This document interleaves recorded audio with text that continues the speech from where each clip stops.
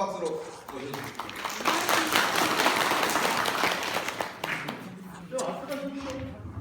그러려고요. 아니 올라가면 올라가셔야죠. 이렇게 제가 넘들보다 좀 작습니다. 네. 뭐 작고 아네. 창피하게. 뭐 창피해요.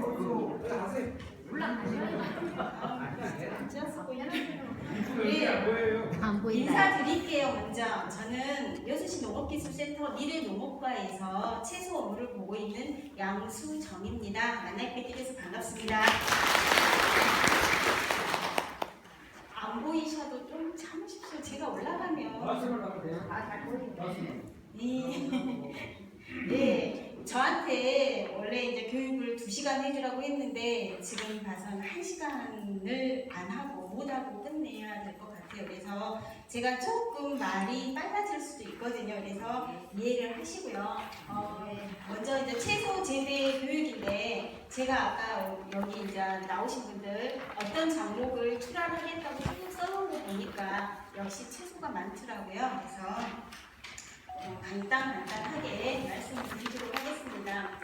지금 현재 로컬푸드 앞에서 설명을 했었는데 저희가 앞으로 이제 좀 지켜야 할 것들은 지금 현재 이제 재배 기술 같은 경우 똑같은 땅에 똑같은 상추를 심어도요 재배 기술이 다 틀리거든요. 그러다 보니까 똑같은 상추가 나오는 건 아닙니다. 그래서 자기만의 노하우가 필요하고요. 그래서 어떤 재배 기술이 많이 다르다라는 거. 그리고 저희도 마찬가지로 저도 로컬푸드를 이용을 하고 하는데 보면 한 농가 거를 제가 사서 먹었어요. 괜찮아요. 그러면 그 농가 이름을 보고 사서 먹거든요. 네, 그런 거는 알고 내 농산물에 대해서 내가 재배한 거에 대한 자부심을 가지고 했으면 좋겠습니다. 그리고 제가 생각하는 가장 큰 문제점은 이 로컬푸드로 인해서 친환경 인증이 확대가 되지 않고 있습니다. 그게 가장 큰 문제거든요.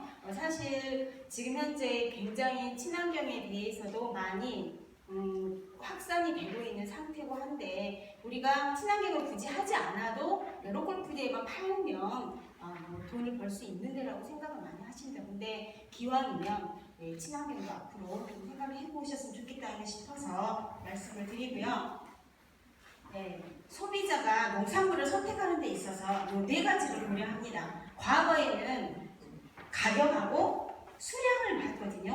근데 지금 현재는 가격하고 수량도 보지만 품질이랑 안전성을 가장 많이 본다라는 겁니다. 그래서 이런 것들을 가지고 내가 어떤 소비자를 위해서 어떤 소비자한테 판매할 수 있는 농산물을 어떻게 지을 것인가 거기에 대해서 고민을 해보셔야 되고요.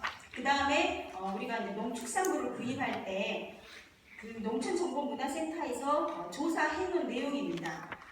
농산물을 구입할 때 가장 먼저 우선적으로 보는 게 뭐냐 그러면 신선도하고 안전성 부분이 거의 한 70% 이상 보거든요. 그런 거. 그 다음에 우리 몇 년 전에도 김치 파동, 만두 파동 이런 거 많이 있었죠. 그러듯이 그런 보도가 나온다. 그러면 소비자들은 어떠냐? 매우 불안하게 느끼는 그런 경우가 많습니다. 우리 또한 지금 현재 조류 인플루엔자가 나온다, 광우병, 구제염 나온다 그러면 지금 이제 닭 안 사 먹죠.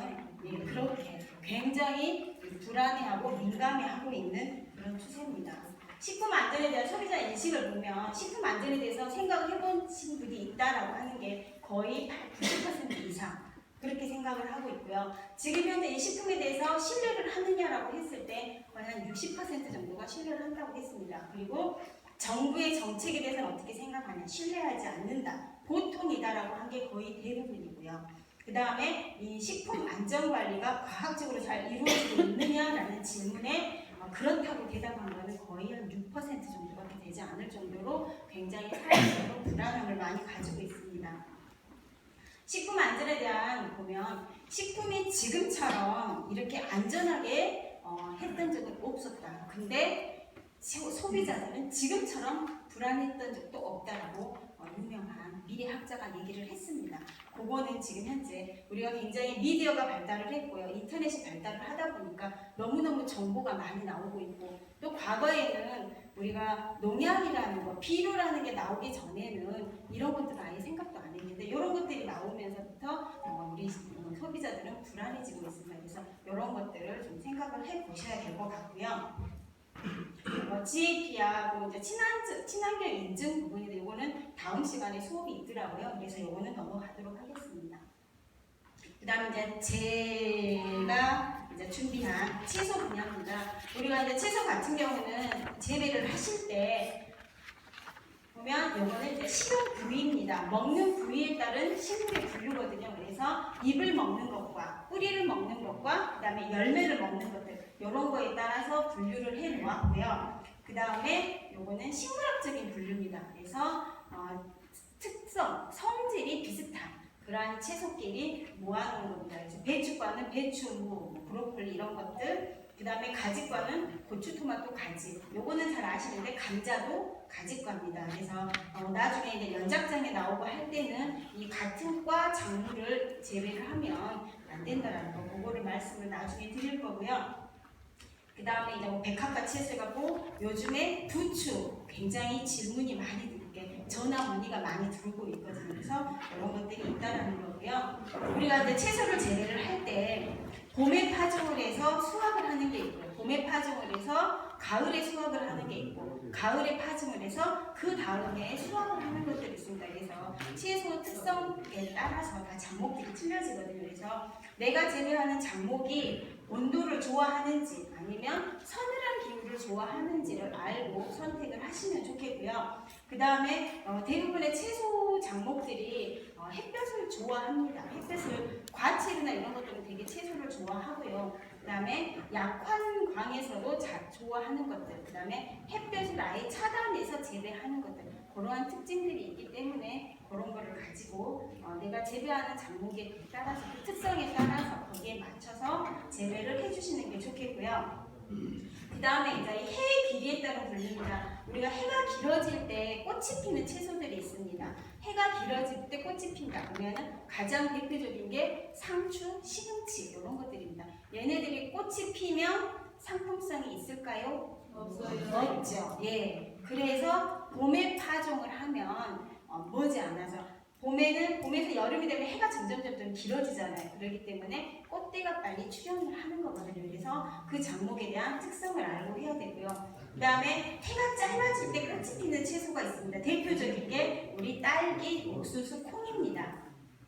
딸기 같은 경우도 보통 가을에 많이 심죠. 그리고 그 다음에 봄까지 하우스에서 재배를 많이 하고요. 그 다음에 이제 뭐 옥수수나 콩이나 이거는 봄에 심어서 가을 해가 짧아지기 시작하는 시점에 가서 수확을 하게 되는 그러한 채소들이 되겠습니다. 그래서 뭐 해하고 상관없이 잘 자라는 건 가지과 채소들이 대체로 해하고 상관없이 해 길이하고 상관없이 잘 자라고요. 그 다음에 이제 토양 수분인데 물을 좋아하는 채소가 있고요. 그 다음에 물을 싫어하는 채소도 있고 적당한 습을 좋아하는 그런 채소들이 있습니다. 그래서 내가 수박을 한다. 수박이 물을 좋아하는지 물을 싫어하는지에 따라서 물을 주는 이런 것도 조금씩 달라지게 되겠고요. 그 다음에 이제 토양 산도인데 이 토양 산도라고 하는 것은 pH입니다. 이 pH라고 하는 건 토양의 산성 정도에 따라서 적응하는 그런 정도인데 우리가 산성 땅에서도 잘 자라는 채소 같은 경우는 보통 박과 채소나 가지과 채소들은 그런 대로 잘 버팁니다.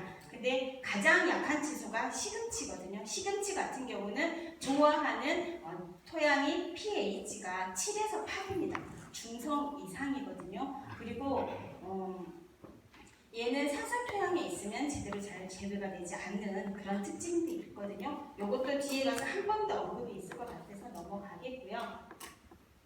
우리가 이제 채소 같은 경우는 이제 심으실 때 보통 씨앗을 파종을 해서 하는 경우가 있고 그 다음에 이렇게 모종을 구입을 해서 하는 경우가 있습니다. 우리가 이제 GAP 인증이나 친환경 인증이나 이런 걸 인증을 받을 때 반드시 종자나 이런 것도 중요하거든요. 그래서 반드시 씨앗 같은 경우는 신용할 만한 데서 구입을 하셔야 되고요. 그 다음에 모종을 구입을 하실 때도 짱짱하고 떡잎이 붙어있고 이런 것들 웃자라지 않는 그런 모를 선택을 해서 재배하실 수 있도록 그렇게 하셔야 되겠습니다. 우리 지역의 노지 채소를 보면 이렇게 재배가 되고 있고요. 다른 지역에 비해서는 굉장히 면적이 적습니다. 보시면 가장 채소 중에 제일 많이 재배하고 있는 건 양파고요. 그 다음에 마늘이고 고추가 되겠습니다. 물론 여기서 돌산갓은 빠졌고요. 예, 채소에서 이렇게 많이 재배가 되고 있고요. 보시면 면적들이 그렇게 많지 않습니다. 우리 여수 시민이 먹는 양에 비해서 재배 면적들은 대체로 적은 편이거든요. 그래서 요거를 보시고 선택을 하시면 되겠고요.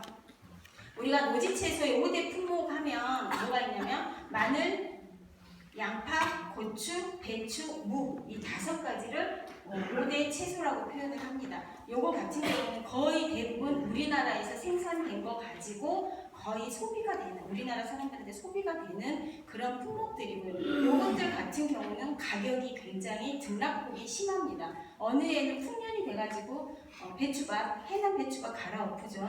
그리고 마늘이나 양파도 매년 가격이 좋을 때가 있고 좋지 않을 때가 있고 굉장히 등락폭이 심한 그런 채소 종류가 되겠습니다. 그래서 그거에 맞게 우리 시에서도 요 5대 작목이 재배 면적이 가장 많습니다. 요거는 복잡하니까 넘어가겠고요. 앞에서도 언급을 했듯이 소비자들이 식습관이 많이 달라졌습니다. 1인 가구가 늘어나고 막걸리 부부가 늘어나고 그 다음에 웰빙이나 다이어트 열풍을 해가지고 롯데마트에서 판매된 채소 매출 분석을 해본 결과 가장 많이 팔리는 채소가 샐러드 채소로 바뀌었습니다. 해를 거듭할수록 이렇게 신선 채소 이런 것들이 많이 지금 판매가 되고 있기 때문에 이런 것들을 고려를 해보시면 되겠고요. 그 다음에 작목 하나하나 4가지만 얘기하겠습니다. 요거는 배추고요. 요거는 뭔가요? 예, 얘는요? 예, 양배추죠. 방울다닥이 양배추라고 하는 겁니다. 우리 지역에서도 이 방울다닥이 양배추가 재배가 되죠. 그리고 이 곰보배추라고 하는 거는 항암에 좋다 그래가지고 예, 재배를 하시는 분들도 있고요. 이 배추 같은 경우는 대체로 우리가 가을에 거의 심죠. 봄에는 우리 지역에는 잘 재배가 되지 않습니다. 물론 재배는 하지만 재배를 많이는 안 하시고 대부분 다 김장 배추, 김장 채소로 해가지고 가을에 재배를 많이 하고요. 이거 같은 경우도 앞에서 얘기했듯이 얘도 엽채류 부분에 들어가다 보니까 이렇게 해가 길어지면 꽃대가 올라옵니다. 그리고 얘는 겨울에 그러니까 12도씨 이하에서 12도씨 이하에서 일주일 정도만 지나도 저온에 가뭄을 하거든요. 그래가지고 얘는 안에서 화분화가 일어납니다. 그러고 나서 해가 길어지면 꽃대가 바로 올라오거든요. 그러한 특징이 있기 때문에 그런 특징을 알고 재배를 하시면 되겠고요. 그 다음에 이 배추 같은 경우는 산성 토양에서 재배가 그래도 되는 채소인데도 불구하고 산성 토양에서는 무사마귀병, 이렇게 석회결핍증 이런 증상들이 많이 나오는 그런 특징이 있습니다. 예, 여기 뭐 기르는 거고요. 이런 거는 다 아시니까 넘어가겠습니다. 배추 같은 경우 우리 농가분이 한 분이 오셔가지고 그런 말씀도 하셨어요. 이 배추 그냥 처음에 심어놓고 비료를 안 줘도 재배가 가능하죠라고 말을 하거든요. 물론 가능은 한데 요 특성상 비료를 필요로 하는 시기가 있거든요. 얘들이 입이 커지고 조직이 커질 때마다 비료를 필요로 하는 그런 시기가 있기 때문에 그 시기에 맞춰서 옷걸음을 조금씩 해주시는 것이 좋고요. 이 옷걸음이라고 하는 건 이 배추가 자라는 데 있어서 필요로 하는 영양분들을 공급을 해주는 거거든요. 그래서 나는 무조건 필요 없이 그냥 심을란다 이런 것보다는 이런 것들을 비교를 해서 하시면 좋겠고요. 이 배추 같은 경우 이 안에 보시면 지금 이거는 석회결핍 증상입니다. 그래서 아까도 얘기했듯이 배추는 산성토양에서는 잘 되지만 석회결핍 증상, 산성토양에서 석회결핍 증상이 많이 나온다는 거고요. 요거하고 비례해서 붕소결핍도 많이 나옵니다. 그래서 배추를 재배하실 때 밑거름으로 반드시 붕소는 조금 넣어주셔야 된다는 거 알고 계시죠? 네, 그리고 병해충 같은 경우는 주로 이 산성 토양에서 많이 나오는 뿌리 혹병, 요거 같은 경우는 심기 전에 토양에다가 처리를 하셔가지고 방지를 해주셔야 되고요. 요런 건 무름병. 무름병은 우리 채소에서 대체로 다 많이 나옵니다. 이 무름병 같은 경우는 거의 물하고 많이 관련이 있습니다. 그래서 습이 높다거나 이랬을 때 무름병이 많이 발생을 하고요. 그 다음에 요거는 채소에서 많이 발생하는 주 발생하는 녹균병입니다. 녹균병은 뭐 마늘, 양파뿐만 아니고 상추 뭐 이런데 다 발생하는 그런 병이 되겠습니다. 그 다음에 이번에 이제 바이러스병인데 이 바이러스 같은 경우는 뭐가 매개를 많이 한가요?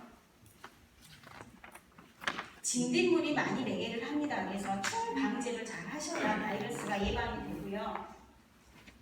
이제 충 같은 경우는 우리가 배추를 심어놓고 나서 입이 뻥뻥뻥 구멍이 뚫리는 경우가 많이 있거든요. 이런 거는 벼룩 입벌레 피해가 되겠습니다. 그리고 이제 입을 이렇게 갉아먹는 것들이 많이 있는데 요거 이제 나방류들이거든요. 배추에는 나방류가 굉장히 많이 발생을 합니다. 그래서 뭐 파밤나방뿐만 아니고 작년에는 담배 거세비 나방도 많이 발생을 해서 피해를 줬었고요. 이렇게 뭐 배추 흰나비나 배추 종나방 이런 나방류들이 많이 발생을 하고 있습니다. 그래서 요거에 대한 방제를 잘 하셔야 되고요. 약을 해도 잘 안 듣는다고 말씀을 하십니다. 그래서 얘네들 같은 경우는 되도록이면 나방이 날 때 얘네들이 알을 쓸어서 그 알을 낳아서 걔네들 이 유충들이 피해를 주는 거기 때문에 나방이 날 때 그 개체수를 줄여주는 것이 더 좋습니다. 그래서 뭐 얘들이 생기고 난 이후에 방제를 하시는 것보다 예방 차원으로 나비가 나는구나 그러면 방제를 해주시는 것이 훨씬 더 효과가 좋습니다. 요거 같은 경우는 이제 배추 재배력인데 요거는 참고를 하시라고 언제 파종을 하고 언제 수확을 하고 언제 뭐 물거름을 주고 이런 것들을 표로 해놓은 겁니다. 그래서 요거는 나중에 농사를 지으실 때 참고하시고요. 요 두 번째는 이제 엽채류에서 상추입니다. 상추도 배추하고 마찬가지로 온도가 해가 길어지면 얘도 추대가 됩니다. 그래서 상추는 1년 내내 재배가 다 가능하죠. 근데 한여름에는 재배가 조금 어렵습니다. 그래서 우리가 보통 휴가철에 상추값이 굉장히 좀 높거든요. 그때 그때 출하할 수 있는 방법들을 연구를 해보시는 것이 소득에 조금 더 도움이 되지 않을까 싶습니다. 그래서 여름철에 낮이 길어지면 꽃대가 발생해서 상품성이 떨어진다는 거고요. 이것도 뭐 직접 하시면 되고요. 이것도 앞에서 뭐 배추 했듯이 이런 병들이 많이 발생을 합니다. 충도 이런 진딧물이 있으면 요거 같은 경우는 바이러스 매개를 많이 하고요. 그 다음에 이제 상추에 특히나 이제 이런 것들 전박이 응애 이렇게 빨간 전박이 같은 것들이 기어다니는 걸 볼 수가 있거든요. 근데 눈에가 잘 보이지 않기 때문에 잘 모르는데 이게 나중에는 거미줄을 칩니다. 그래서 상품 가치가 떨어지거든요. 그래서 이런 전박이네 이런 거는 특히 조심해야 되는 게 상추 같은 경우는 우리가 생으로 많이 먹기 때문에 혹시 입 뒷면에 이렇게 벌레들이 달라붙어 있으면 우리 소비자들은 되게 싫어하거든요. 그래서 이런 것들을 방제를 잘 하셔야 되겠고요. 그 다음에 이제 이렇게 뿌리옥 선충이라든지 이렇게 또 특히 이제 상추는 이렇게 달팽이 피해가 많다라고 의뢰를 많이 하십니다. 그래서 이렇게 달팽이들도 많이 피해를 주고 있다라는 거고요. 상추 재배력입니다. 이것도 제가 참고하시라고 넣어드렸고요. 배추가 해서 여러 가지 종류들이 있습니다. 보니까 뭐 양배추를 재배하시겠다는 분, 뭐 청경채도 있고 뭐 그러시더라고요. 그래서 이렇게 얘네들도 다 배추 거다 보니까 다 저온에 민감하고 장일, 해가 길어지면 거의 추대가 되는 특성들은 다 거의 비슷합니다. 그래서 이렇게 재배를 하시면 되겠고요. 이렇게 뭐 상추나 쑥갓, 치커리, 엔디브 이런 것들 종류가 있다는 겁니다. 그 다음에 이제 시금치인데 시금치 같은 경우는 우리가 이제 동양종이 있고 서양종이 있습니다. 그리고 이제 이 시금치 같은 경우는 돌산에서 재배가 많이 되고 있죠. 그래서 우리가 동양계 같은 경우는 추위에 강하다 보니까 겨울에 많이 재배를 하고 이 서양종 같은 경우는 입이 크고 기럭지도 길고 이렇습니다. 그런 것 같은 경우는 저온에 약하거든요. 그래서 봄, 가을에 이렇게 재배를 하고 있다는 거고요. 얘는 뭐 아까도 말씀드렸듯이 산성에 굉장히 약한 그런 작물이 되겠습니다. 이 시금치도 해가 길어지면 추대가 되는 그런 특성이 있죠. 여기 보시면 뭐 재배하는 거는 다 비슷비슷하니까요. 이런 특성들이 있습니다. 그 다음에 이제 고추도 간단하게 하겠습니다. 고추 같은 경우는 아마 여기 앉아 계신 분들 거의 3분의 2 이상은 고추 재배를 다 하실 거예요. 그리고 고추를 풋고추로 추가하시는 분도 있고 그다음에 빨갛게 익혀서 추가하시는 분도 있는데 아마 대부분 다 빨갛게 익혀서 많이 판매를 하시더라고요. 그래서 고추를 보면 고추 같은 경우는 굉장히 높은 온도를 좋아하거든요. 그러다 보니까 우리가 보통 4월, 5월 달에 정식을 해가지고 설이 내리기 전까지 수확을 하죠. 그리고 지금은 조그마한 그 우리 100평짜리 하우스 이런 거 받아가지고도 그 안에다도 고추를 많이 재배를 하시더라고요. 그래서 고추의 특성은 온도 높은 것, 고온성 작물이다라는 거고요. 그 다음에 호광성 작물이다. 일조 시간이 길면 길수록 꽃수하고 착과수가 많아지는 그런 특성이 있습니다. 물론 이거 같은 경우는 그렇게까지 뭐 해의 길이나 이런 것들은 그거를 받지는 않지만 영향을 받지는 않지만 그래도 일조 시간이 길면 꽃수랑 이게 착과가 많이 된다라는 특징이 있고요. 그 다음에 이제 고추 같은 경우는 대부분 다 청근성인지는 알고 계십니다. 비바람이 불면 자빠지죠. 넘어지기 때문에 다 지주를 세워서 재배를 하는 거고요. 청근성이기 때문에 우리가 청근성인 작물들은 몇 가지 있죠. 석류도 마찬가지고 얘네들 같은 경우는 뿌리가 흔들림이 있거나 이러면 잘 자라지 않습니다. 그래서 그런 것들을 잘 지주를 박아서 재배를 해주셔야 되고 이런 것들은 대부분 건조에도 약하고 습해에도 약합니다. 그래서 물에 이틀 정도만 잠기면 고추는 죽어버리죠. 그런 특징이 있습니다. 그래서 물에도 약하고 그 다음에 건조에도 약하다는 거고 고추는 다리성 작물입니다. 그래서 비료를 굉장히 많이 필요로 하거든요. 그래서 때가 되면 한 번씩 비료를 주시면 훨씬 더 저희한테 보답을 하는 그러한 채소가 되겠습니다. 그래서 이 채소의 특성을 알고 재배를 하시면 되겠고요. 얘네들이 필요로 하는 이 영양 성분들을 내가 뭘로 해서 보충을 해줄 건가? 우리가 이제 일단 판매하는 뭐 그런 보관비료나 이런 것들을 이용을 하시는 방법도 있지만 그 이외에 천연 재료들을 가지고 만드시는 방법들 얘네들이 필요한 시기에 적기에 만들어서 넣어주는 것도 필요하거든요. 그래서 얘네들이 좋아하는 다비성이다 그러면 얘는 비료를 많이 필요로 하는 거라는 걸 알고 재배를 하시면 되겠고요.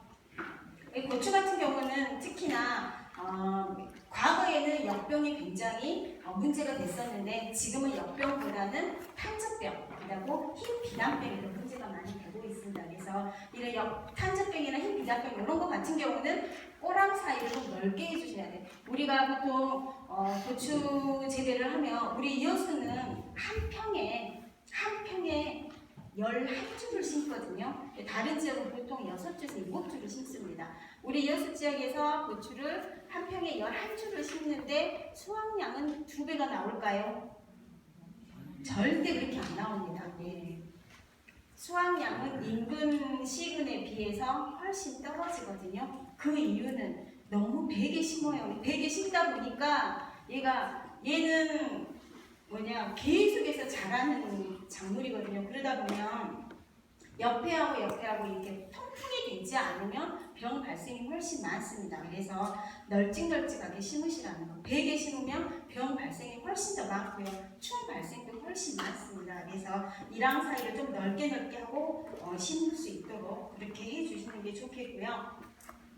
그 다음에 이제 요거는 다 아는 방법.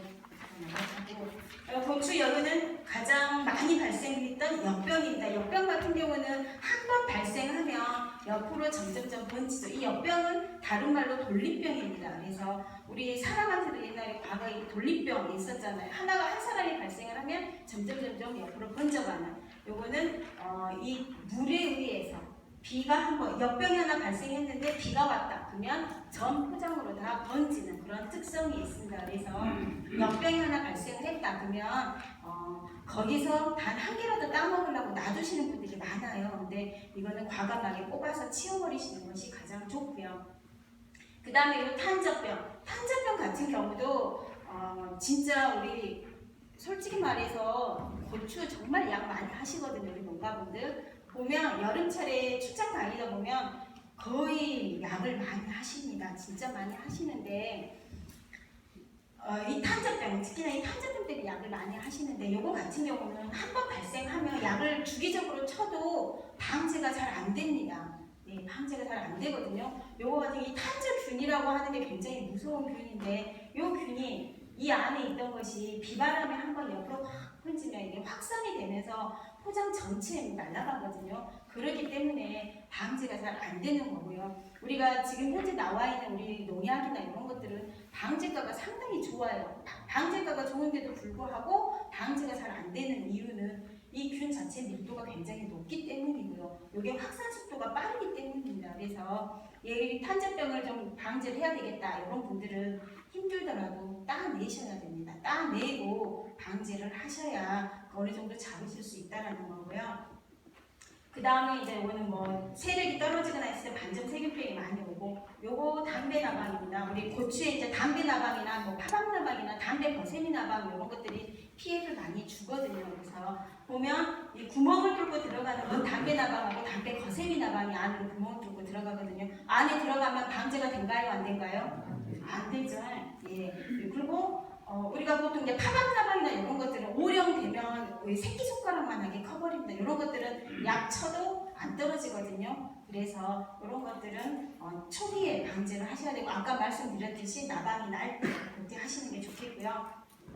요거는 총체벌레입니다. 이 총체벌레 같은 경우는 아시다시피 바이러스를 매개를 해요. 그래서 이게 이제 꽃 속에 있으면서 뭐 기형가를 만들고 이런 거는 상관이 없어요. 그건 한두 개 손해보면 되는데, 얘가 바이러스를 감염을 시켜버리면 포장 전체에 바이러스가 감염이 되거든요. 이거 하나가 얘가 보통 일형 때 고독충이 된다고 하거든요. 일형 때 주변의 잡초에 의해서 바이러스를 딱 몸에 습득을 하면 죽을 때까지 바이러스를 계속해서 옵니다. 우리 진딧물은 바이러스가 한번 몸에가 딱 들어오면 2시간 정도 지나면 그 바이러스가 몸에서 없어지거든요. 그래서 진딧물 바이러스 같은 경우는 무섭긴 하지만 그래도 얘네들이 한번 쏘고 나서 몇 시간이 지나면 그 몸에서 바이러스가 없어지는데, 이 총체벌레는 죽는 그날까지 바이러스를 매개를 합니다. 근데 얼마를 사냐면 얘가 보통 한 달에서 2달을 살아요. 그러다 보니까 이 총체벌레 바이러스를 먹은 이 총체벌레가 있는 포장은 밭 전체가 다 바이러스가 매개되는 경우가 있습니다. 우리 어르신들이 말씀하시는 칼라병이라고 표현을 하거든요. 울긋불긋해 빨갛고 노래가지고 익지 않는 그러한 병이 많이 발생을 하는 게 이 총체벌레 때문이고요. 이게 바이러스 P입니다. 네, 이런 건 알고 계셨으면 좋겠고요. 고추 재배용 제가 역시 넣어드렸습니다. 마늘입니다. 마늘 같은 경우는 지금 현재 한참 잘 크고 있는 작물이죠.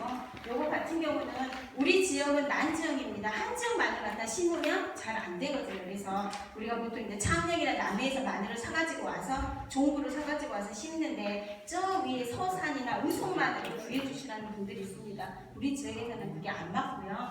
우리 지역은 난지역 마늘로 심으셔야 되고요.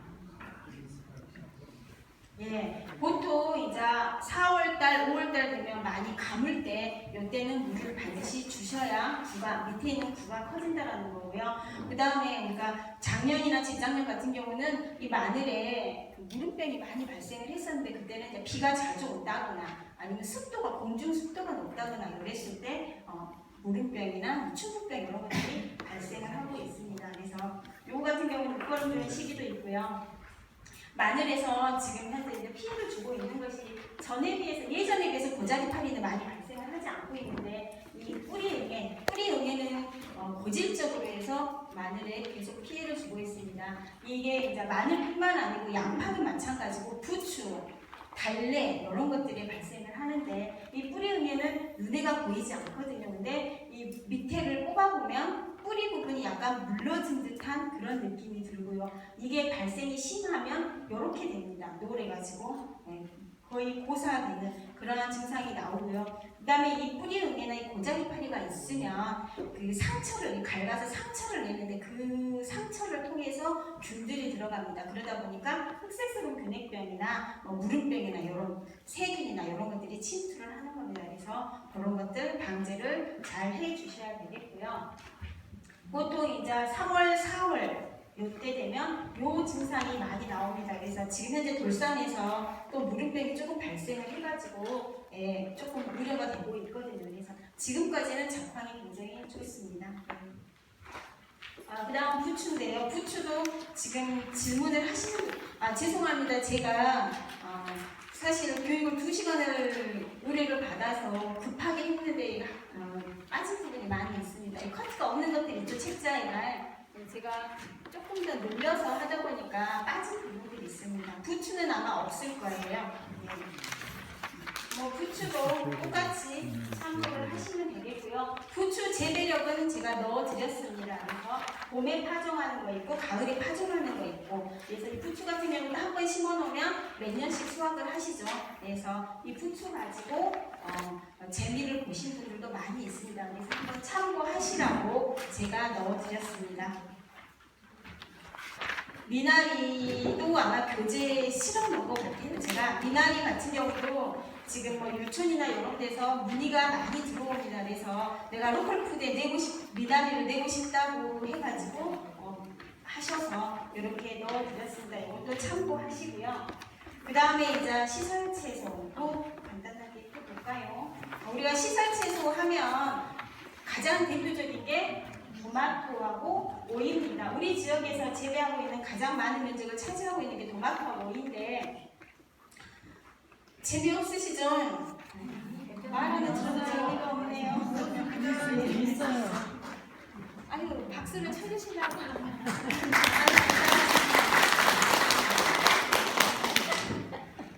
열심히 달려와서 지금 바쁘네요.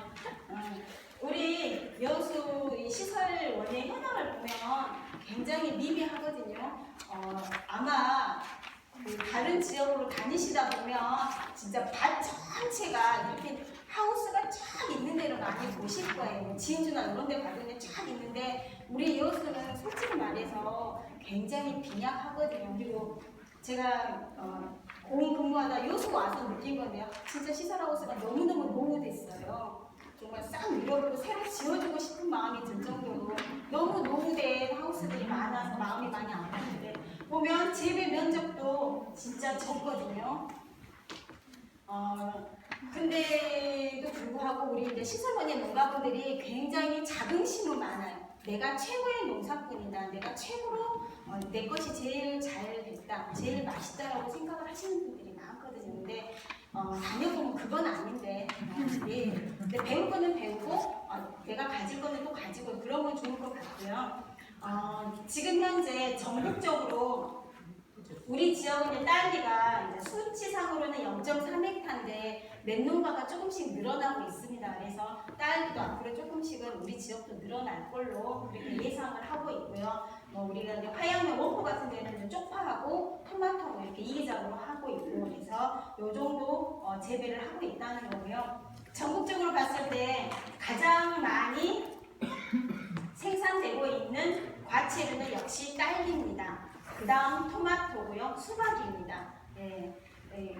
우리가 딸기는 제가 알기로는 거의 한 15년 이상 항상 그 수준을 유지를 했어요. 재배를 했을 때 어느 정도 소득이 항상 그 마지노선은 있었거든요. 그 정도로 딸기는 국내에서 소비가 굉장히 많이 되는 그러한 작물 중에 하나고요. 우리 지역에서 지금 판매되고 있는 딸기는 거의 대부분 아마 타 지역에서 많이 들어와서 판매가 되고 있습니다. 그래서 우리 지역에 저는 딸기를 조금 했으면 좋겠다는 욕심이 있는데 생각보다 늘지는 않더라고요. 그 다음에 토마토 같은 경우도 우리 건강, 웰빙 이런 걸 해가지고 이 소비가 꾸준하게 되고 있는 그런 채소입니다. 그래서 단연 딸기하고 토마토가 앞을 달리고요. 우리가 이제 시설 내에서는 우리가 노지 같은 경우는 내 마음대로 환경을 조성을 할 수가 없잖아요. 근데 이 시설 같은 경우는 내가 조절을 하는 거거든요. 그래서 온도 관리, 광선, 햇볕 관리, 그 다음에 수분 관리 이런 거에 따라서 내 작물이 많이 좌우를 합니다. 그래서 보통 우리가 온도 같은 경우는 낮에는 햇볕 양에 따라서 상관이 없는데 야간에 온도가 높으면 호흡만, 우리가 낮 동안에는 광합성을 해서 열심히 물건을 만들거든요. 우리가 이 토마토나 오이나 열심히 낮에는 광합성을 하고 밤에는 그거를 이동을 시켜갖고 그 식물한테 이렇게 영향을 줘야 되는데, 밤 온도가 높아버리면 호흡을 합니다. 그래서 낮 동안에 광합성 했던 것들을 다 소비를 해버려요. 이 작물한테 보내줘야 되는데, 그렇기 때문에 야간 온도는 높지 않게 관리를 하시는 게 좋겠고요. 엽채류 아까 말씀드렸죠. 10도씨, 12도씨 이하에서는 저온에 감흥을 합니다. 그래서 야간 온도 이거 조절을 해주셔야 되고요. 그 다음에 우리가 이제 햇볕을 인위적으로 차단을 하잖아요. 우리가 물론 투명한 비닐을 씌우기는 하지만 햇볕 투과량은 우리가 자연 상태에 있는 것보다는 떨어지거든요. 그래서 반드시 이 하우스 이 비닐 관리나 이런 것도 깔끔하게 깨끗하게 해야지만 비 투과율이 많고요. 그래서 그런 것들을 참고를 해보시면 되겠고요. 그 다음에 이제 뭐 수분 같은 경우는 수분이 많아도 문제고 수분이 부족해도 문제입니다. 그래서 수분이 많으면 뿌리가 이렇게 물컹물컹해진다거나 이렇게 과습에 의해서 괴사가 되고요. 물론 부족해도 뿌리는 갈변되고 고사합니다. 그래서 내가 키우는 작물의 특성, 아까 처음에 언급을 했듯이 수분을 많이 필요로 하는지 아니면 건조한 것을 좋아하는지에 따라서 재배 방법을 조금 달리해서 재배를 해주시면 되겠고요. 그 다음에 우리가 고추는 노지에서 재배한 것보다 하우스에서 재배하면 탐정병이 안 오거든요. 적게 오거든요. 그 이유가 위에서 오는 비를 차단을 해서 그렇습니다. 그렇듯이 우리가 시설 내에서도 지상관수 위에 천장에서 뿌려주는 것보다는 밑에서 분수해서 올려주는 저명관수가 훨씬 더 병해충이나 이런 발생들이 적다라는 건 알고 계시면 되겠고요. 그 다음에 이제 우리가 토양이 제일 중요한데 제가 출장을 다녀보면 토양이 염류 집적에 의해서 굉장히 문제가 되는 경우가 많이 있거든요.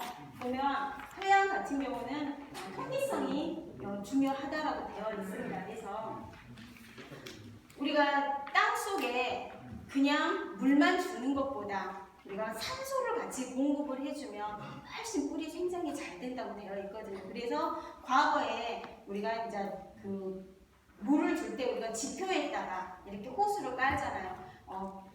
전에 한 7, 8년 전에는 밑에 지중에다가 물을 넣어주고 산소를 넣어주는 그런 오법들도 많이 이용을 했거든요. 근데 그런 거는 싫어하시더라고요. 어머님들이 귀찮으니까 호수를 묻어야 하니까. 근데 산소를 공급을 했을 때 훨씬 더 작황이 좋고 뿌리 활력이 좋다라는 거 그거는 알고 계시면 좋겠고요.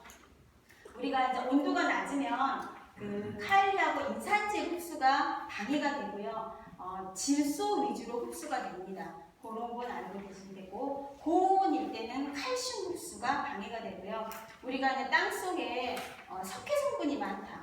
그러면 칼슘을 많이 흡수하면 반대로 분소를 흡수가 안 되는 그러한 특징들이 있습니다. 그래서 서로 양분 간에 이렇게 경합이 있거든요. 그런 것들을 알고 있으시면 좋겠고요. 그 다음에 여기 pH가 낮아지면 흡수 장애, 인산이나 칼슘이나 마그네슘이 흡수가 장애된다는 그런 내용이 있습니다. 그래서 우리 토양, 내가 재배하는 하우스 아니면 내가 재배하는 토양의 pH, EC 이런 것들은 반드시 확인을 해가지고 농사를 지어주셨으면 좋겠고요.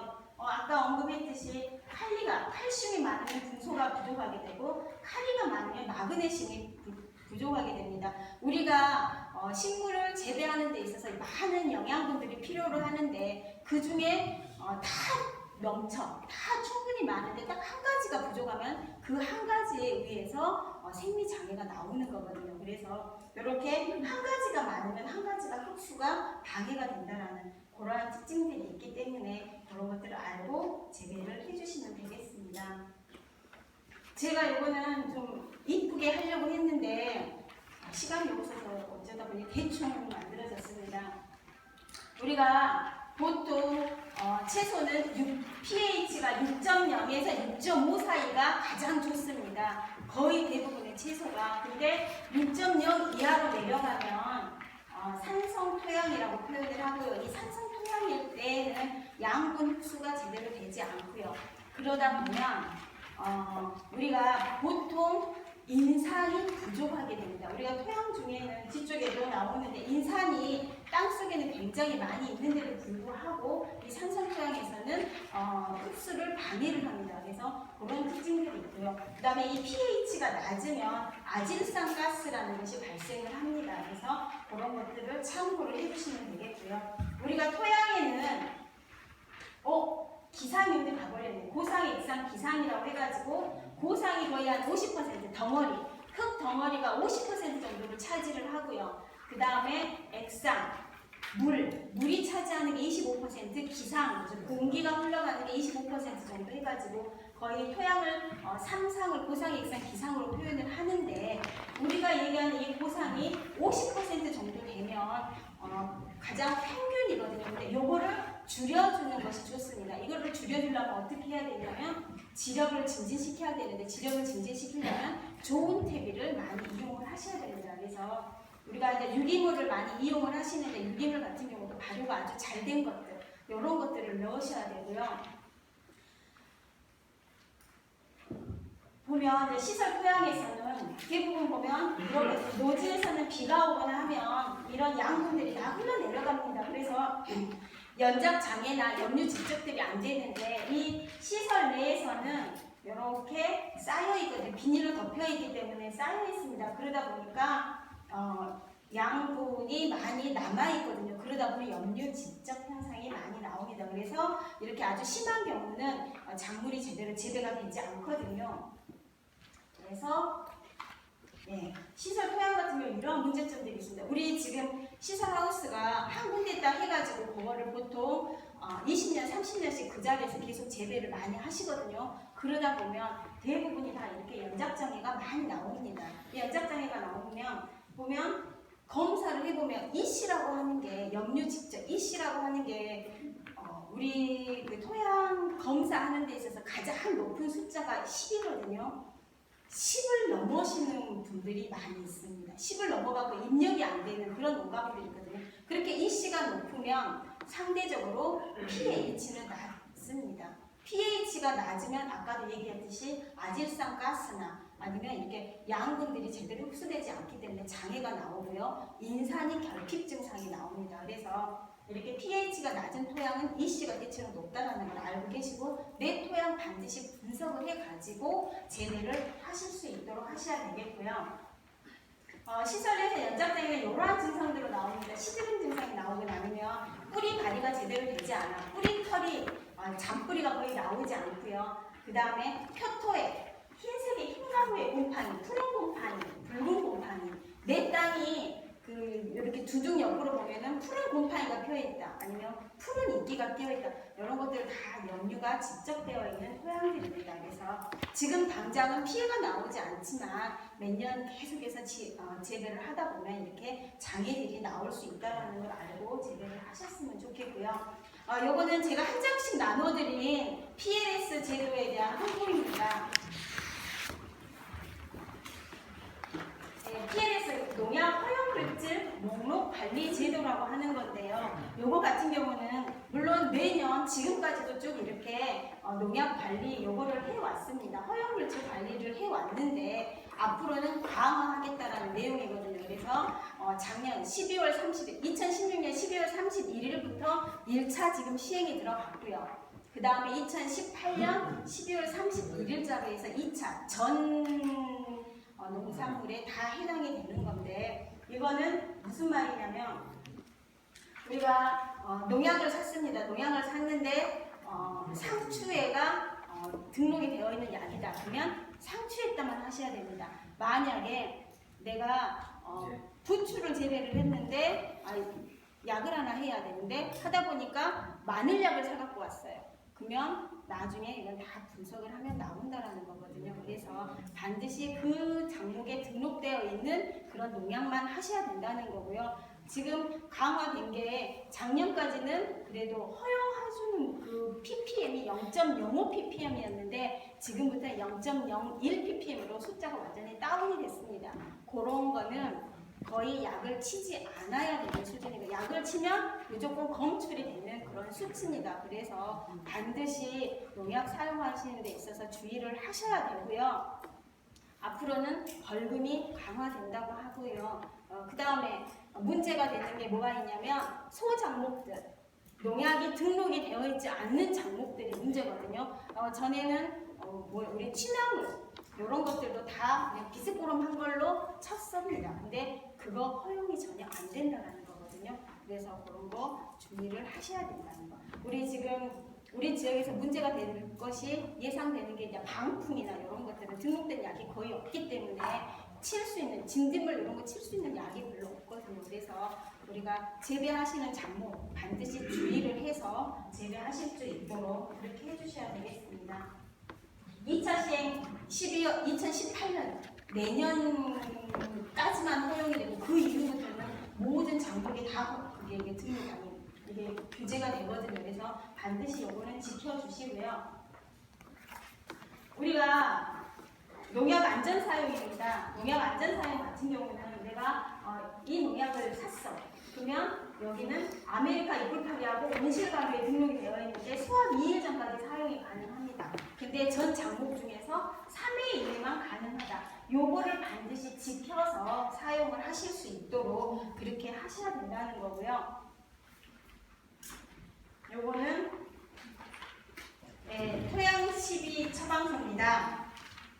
지금 요거 보시면 여러분들 흙을 떠가지고 와서 분석을 하면 저희 기술센터에서 무료로 분석을 해드리거든요. 여기 보면은 지금 현재 어떻습니까? 요 가운데 파란 선이 적정선입니다. 근데 요분은 대체로 비료나 거름을 많이 하신 분이세요. 그러다 보니까 유기물도 많고요. 뭐 칼슘이나 마그네슘도 많고요. 그 다음에 EC도 1.7로 조금 높은 편이십니다. 요 사람 같은 경우는 재배를 아주 관리를 잘 하고 계시는 분이시거든요. 요런 거를 보면 이거를 보시고 요 밑에를 보셔야 됩니다. 그래서 비료 추천량 요거를 보시고 이 포장에는 지금 현재 밑거름으로 요소는 몇 킬로, 용수익미는 몇 킬로, 연마가리는 몇 킬로 요거를 주시고 그 다음에 퇴비는 볏짚을 넣으려면 490kg, 우분을 넣으려면 490kg 요 수치를 보고 이 양에 맞춰서 내 토양에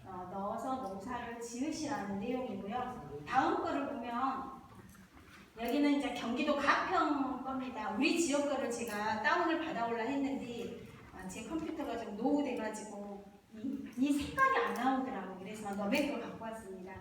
여기 보시면 요 가운데 이게 지금 적정선입니다. pH가 지금 현재 5.4죠.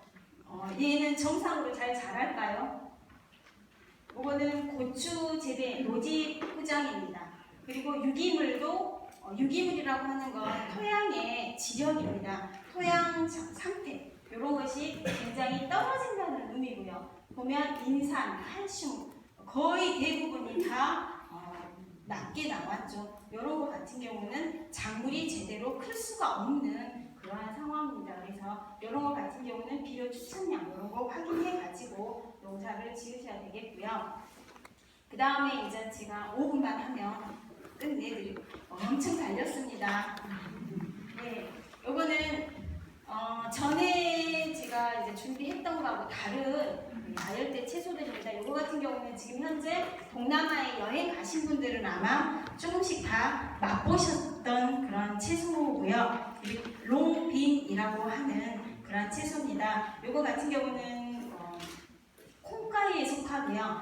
이렇게 꼬투리가 자라는 미숫 꼬투리를 먹는 겁니다. 근데 요거 같은 경우는 보통 그 지방과 콜레스테롤이 없는 그런 식품이라고 해서 많이 지금 식품에서 이용을 하고 있는 그런 채소고 요거 보통 한 70cm 정도 자라면 먹는 그런 채소가 되겠습니다. 요거는 개화 후에 꽃 피고 나서 한 10일 정도면 수확이 가능한 그런 채소가 되겠습니다. 요거는 이제 사과콩인데 우리 지역에서 한 농가가 사과콩을 시범적으로 재배를 하신 분이 있으시더라고요. 요거 같은 경우는 필리핀이나 이런 데서 많이 먹고 있는 그러한 채소가 되겠습니다. 이 사과콩 같은 경우는 이 꼬투리, 이 미숫 꼬투리만 먹는 게 아니고요. 잎도 먹고 뿌리도 먹고 이렇게 다 식용이 가능한 그런 채소고요. 요거 같은 경우는 앞으로 유망 채소다라고 해가지고 많은 전문가들이 언급을 하고 있는 그런 채소가 되겠습니다. 그래서 모든 부위가 다 먹을 수 있다는 거고요. 미숙된 걸 먹어도 되고요. 나중에 콩을 익혀갖고 콩을 먹어도 상관이 없는 그런 채소입니다. 그 다음에 이제 두서라고 하는 양빈이라고 하죠. 우리 지역에서 이것도 한 3농가 정도가 재배를 하고 있는 그러한 아열대 작물입니다. 이거 같은 경우는 이제 멕시코 뭐 이런 지역에서 많이 재배를 하고 있는 거고요. 꽃도 보면 보라색도 있고 이게 하얀 색깔이 있습니다. 키가 엄청나게 크고요. 이것도 덩굴성으로 자라는 그런 채소고요. 이거 같은 경우는 콩하고 거의 비슷하게 생겨서 콩꼬투리가 있죠. 이거는 잎하고 이 콩이나 이런 것들은 독성이 있습니다. 그래서 먹어서는 안 되고요. 먹을 수 있는 부분은 이 부분, 뿌리 부분, 이 부분만 먹을 수가 있습니다. 그래서 이렇게 줄기나 뿌리나 이렇게 종자 이런 것들 같은 경우는 우리가 친환경 자재로 독성이 있어서 친환경 자재로 이용이 가능한 그런 채소고요. 이거 같은 경우는 밑에 있는 뿌리를 먹는 거기 때문에 꽃이 피거나 이런 거는 위에를 제거를 해주시면 밑에가 더 커지는 그런 특성이 있습니다. 요거는 이제 공심채라고 하는 건데요. 공심채도 아마 접해보신 분들이 많이 있으실 거예요. 안에가 텅텅 비어있다고 해서 공심채라고 하는 거고요. 다른 나라, 윗지방, 필리핀이나 이런 데서는 물에다가 이렇게 미나리처럼 이렇게 재배를 하기도 하고요. 요거는 우리나라에서 재배하고 있는 그런 사진입니다. 그래서 요거는 수입이 금지된 채소라고 하고요. 식감이 굉장히 좋은 그런 채소라고 합니다. 그리고 이거 같은 경우는 잎이 고구마하고 비슷하게 보면 고구마 줄기랑 비슷하게 생겼죠. 고구마하고 비슷하게 생겼는데 요거는 고구마처럼 뿌리는 생기지 않는 그런 채소고요. 1년에 5번에서 6번 정도 수확이 가능한 그런 채소입니다. 요거는 이제 모로헤이아라고 하는 건데 몰로키아라고도 얘기를 합니다. 과거에 조금 재배를 하려고 히트를 쳤다가 지금 다시 재배를 많이는 안 하시는데 요거 같은 경우도 왕가의 채소라고 해서 이집트의 왕이 이거를 먹고 고질병, 피부 고질병이 있었는데 요거를 먹고 나았다고 해서 왕가의 채소, 이집트에서는 왕가의 채소로 불리는 그러한 채소가 되겠고요. 위에 있는 요거를 채취를 해서 먹는데 요거를 그냥 내비 놔둬버리면 키가 엄청 커버립니다. 그래서 어느 정도 됐을 때 계속해서 잘라주면 옆에서 겹순이 나와가지고 이렇게 자라는 그런 채소고요. 요것도 1년에 한 5번 정도 수확이 가능합니다. 보시면 뭐 비타민이나 미네랄이나 뭐 칼슘이나 이런 것들이 시금치보다 훨씬 많이 있다라고 이렇게 얘기가 되고 있죠. 그래서 요것도 요리로 많이 이용을 하는 그런 채소고요. 제가 아열대 작목 사업을 좀 하면서 많이 느낀데 새로운 작목을 선택을 하실 때는 진짜 신중을 많이 했으면 좋겠고요. 칼로도 생각을 하셔야 되고요. 그 다음에 도입을 했을 때 어떻게 재배를 하는지 이런 것도 신중하게 판단을 해서 하시는 것이 좋을 것 같습니다. 그리고 지금 현재 이제 우리 여수 지역이 아열대 기후로 올라가다 보니까 굉장히 많이 아열대 작목에 대해서 관심이 많이 있거든요. 특히나 뭐 우리 지역에서 하는 뭐 망고라든지 이런 것들도 재배를 하고 있는데 그런 것들을 선택을 하실 때 좀 더 주의를 많이 기울여서 선택을 해주시는 게 좋겠습니다. 그래서 수입이 잘 되는 건지 아니면 수입이 제대로 안 되는 건지 우리나라 사람들의 기호에 맞는지 시장성은 있는지 이런 것들을 판단을 해서 선택을 해주시면 좋겠고요. 제가 오늘 얘기하고 싶은 건 올바른 농약 사용입니다. 우리 소비자들은 대부분 다 농약을 치면 다 안 좋다라고 생각을 해요. 그거는 아니잖아요. 농약이라고 하는 게 아까도 표가 그냥 지나가 버렸었는데 암 발생하는 가장 큰 원인으로 우리 소비자들이 꼽은 것이 뭐냐면 그 중에 하나가 농약입니다. 예, 농약하고 그 다음에 식품 첨가물 이런 것들이 우리 몸에 암 발생을 한다라고 표현을 하거든요. 근데 실제로 그것이 아니고 거의 우리가 먹는 음식, 담배 이런 것들이 암 발생의 주 원인이라고 전문가들이 얘기를 하거든요. 그러니까 그 농약이라고 하는 것에 대한 인식이 굉장히 많이 안 좋은데 우리는 이 농약을 하실 때 올바른 방법으로 적당량을 과하게 하시면 우리가 그 농약 검출이 되거든요. 그래서 우리 식이처방서에 있는 대로 그대로 하시는 것이 좋겠다는 거 말씀을 드리고요. 예, 마지막입니다.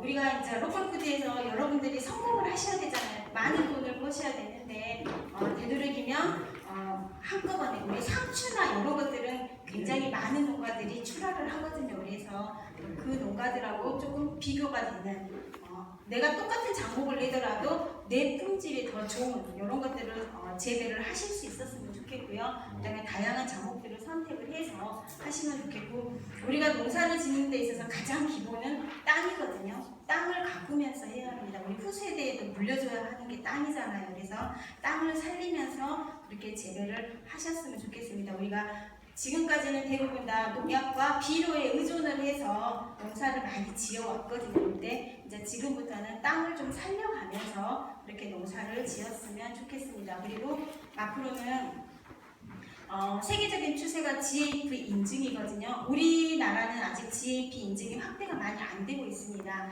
GAP라고 하는 것은 친환경하고는 틀리거든요. GAP는 농약도 쳐도 되고 비료도 해도 되고 다 해도 됩니다. 제초제도 해도 되고 하지만 그 농약 사용 지침에 준해서 안전하게 했을 때 받을 수 있는 게 GAP 인증이라고 하는 거거든요. 그래서 우리가 무슨 농산물 관리 제도라고 하는데 이게 앞으로는 이제 안전 농산물로 바뀔 거거든요. 그래서 되도록이면 우리가 로컬 푸드에 납품을 하더라도 그냥 아무런 인증이 없는 것보다는 이렇게 안전하게 내가 생산을 했다라는 그러한 증명을 해서 GAP 인증이나 아니면 친환경 인증이나 이런 것들을 해서 출하를 하셨으면 좋겠다라는 생각을 하고요. 예, 앞으로 부자 되시기 바랍니다. 예, 제 강의는 여기까지 하겠습니다. 혹시 질문 없으시죠?